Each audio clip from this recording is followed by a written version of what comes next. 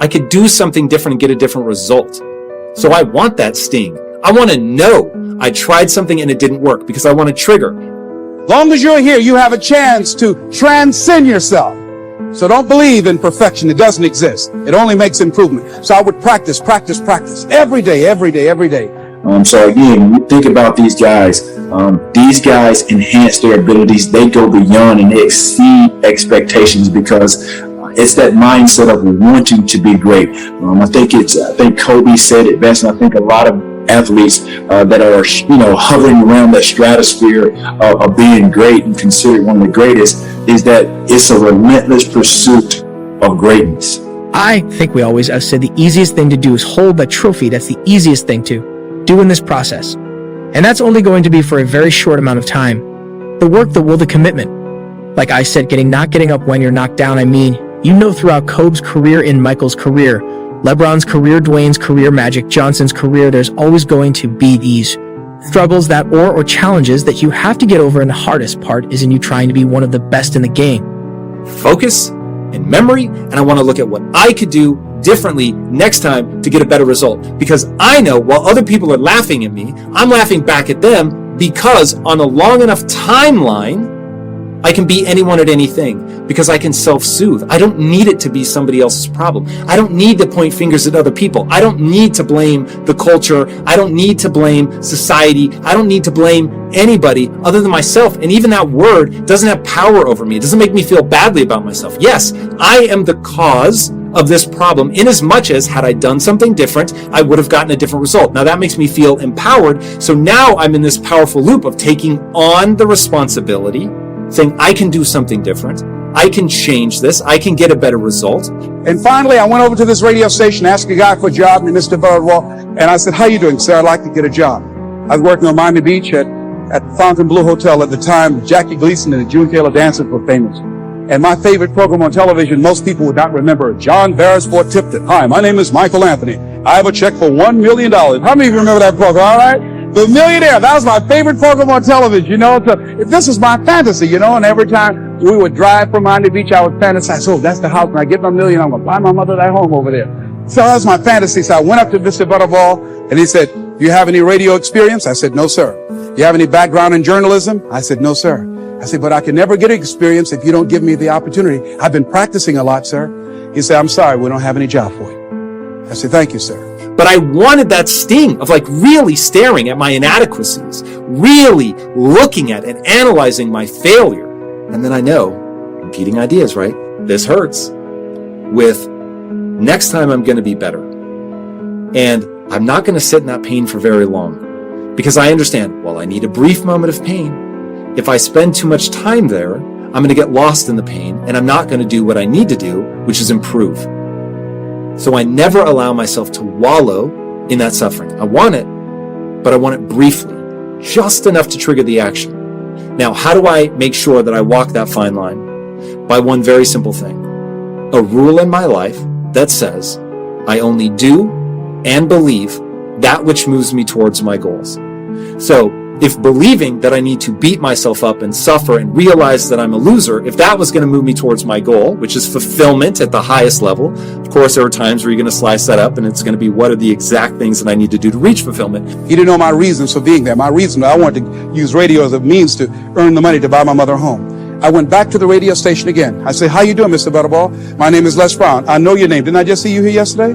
I said, "Yes, sir." I said, "Y'all have any jobs here?" "Didn't I tell you yesterday we didn't have any jobs?" "Yes, sir, but I thought maybe somebody got fired or resigned." "I don't know, sir."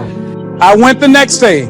"How you doing, Mr. Bilyeu?" He said, "Yes." And I just didn't take it personal. "How you doing? So y'all have any jobs here?" "Didn't I just tell you yesterday and the day before we didn't have any work?" I went the next day, showed up like nothing was wrong, like I saw him for the first time. "How you doing, Mr. Bilyeu? Y'all have any?" He said, "Boy, make yourself useful. Go get me some food."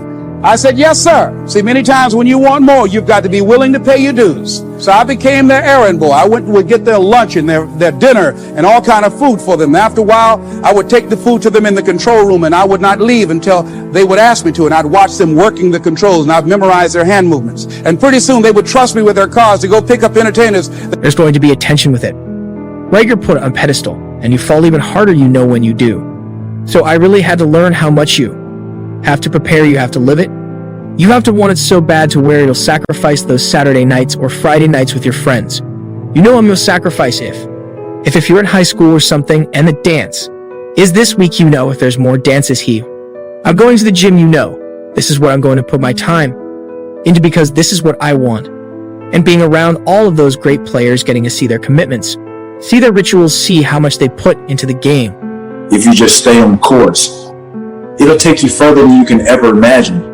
You know, I think for me personally, what set me apart, I think, from everyone else is that my dedication and my discipline and just the execution of being consistent is what put me in a different stratosphere, just put me on a different level. And I think people were able to see that. Sometimes, like I said, I didn't want to just blend in. I wanted to stand out.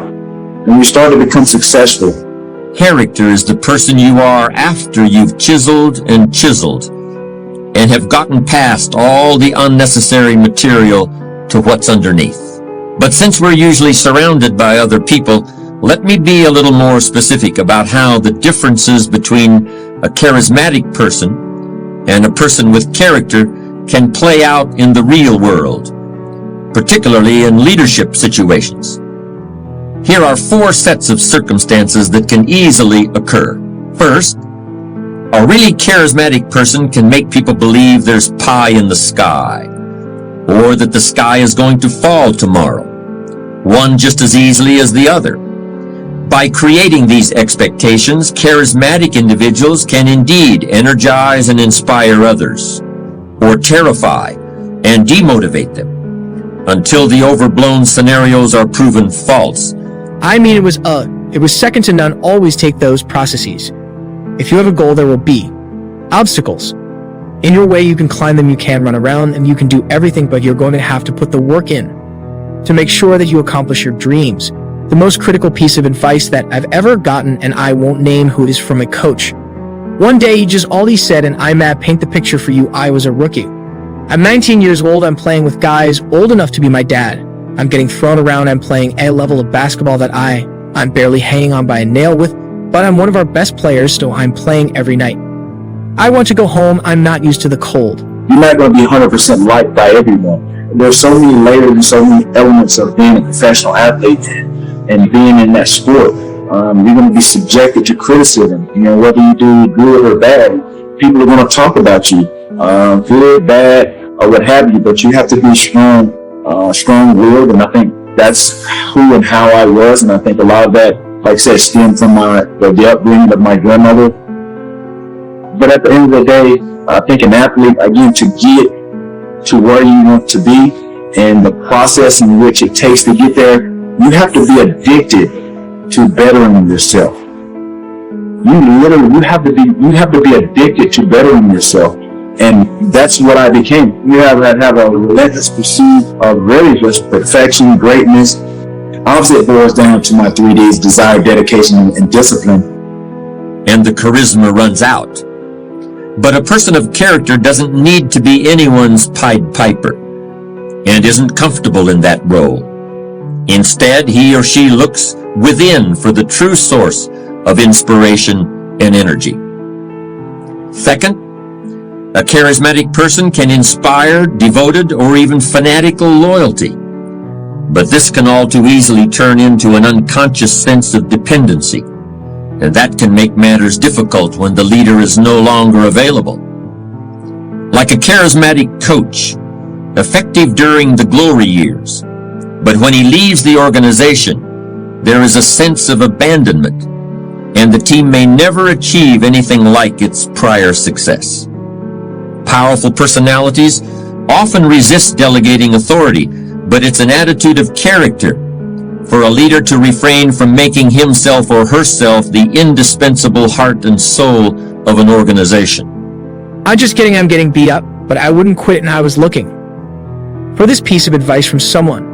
And all they told me was just like they would always tell me, hey man, keep going, just keep going. All the time, every time, and you know I got so mad because I'm looking for that euphoric feeling from the piece of information that they're about to give me. Right? That's why I think we all kind of struggle sometimes. Looking for that and putting too much pressure on the situation. But as I got older, as I continued to train, as I continued to not give up and not but a loss define me or my character.